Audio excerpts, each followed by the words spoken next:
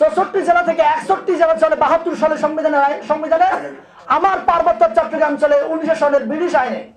পাহাড়ের ভাইরা যদি সমতলে এসে জমি কিনতে পারে, সমতলের ভাইরা পাহাড়ে গিয়ে জমি কিনতে পারবেন না কেন? কেন জানেন? শুধু এতটুকু কথা আপনারা শুনবেন, কিন্তু বাকিটা কেন পারেন না এটা কেউ আর খুলে বলেন না। তাহলে আমি আজকে একটু খুলে বলি। বাংলাদেশের 64 জেলা থেকে 61 জেলা চলে 72 সালের সংবিধানে, আমার পার্বত্য চট্টগ্রাম চলে 1900 সালের ব্রিটিশ আইনে। তাহলে আমি কোন দেশের নাগরিক আপনারাই বলেন, আমি আর বলবো না। আপনারা চলছেন 72-এ, আমি চলছি 1900 সালে। আমি 19 বছর পিছিয়ে, 72 বছর পিছিয়ে আছি। তাহলে আমাকে ব্রিটিশের নাগরিক হিসেবে তৈরি করে রেখেছে কে?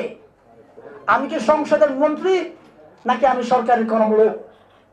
আমাকে যে এত বছর কোন সরকারই করে নাই।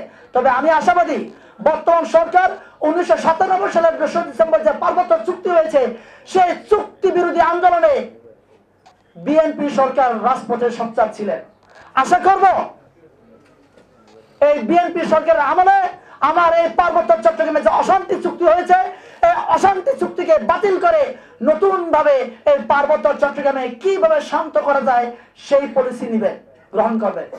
এবং আমাদেরকে যে ব্রিটিশের নাগরিক হিসেবে করে রেখে দেওয়া হয়েছে 1900 সালের আইনের মধ্য দিয়ে, আমাদেরকে বাংলাদেশের নাগরিক হিসেবে হয়ে ওঠার জন্য যে রাস্তা তিনি আমাদেরকে দিবেন, তখন সমতলের ভাইরাও পাহাড়ে গিয়ে জমি কিনতে পারবেন।